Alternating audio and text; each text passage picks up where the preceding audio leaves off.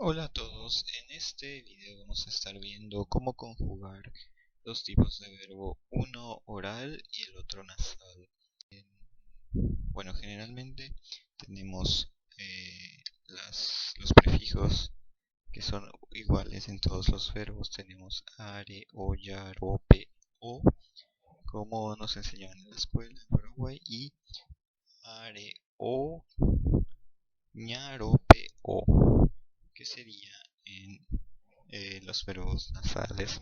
Cambia solamente ñande, y como ejemplo de verbo oral tenemos caru, que significa comer. La conjugación sería la siguiente: she a caru, dere caru, jae o caru, orero caru, ñande ya caru, pe caru, jae cuera o caru. Luego, como verbo nasal, tenemos la palabra pu'a.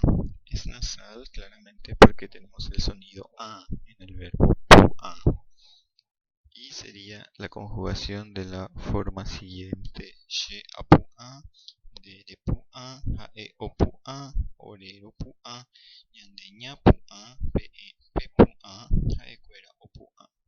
Claramente vemos que ñande ña pu'a en vez de ñande ya pu'a, que es un error que generalmente hasta los paraguayos solemos cometer.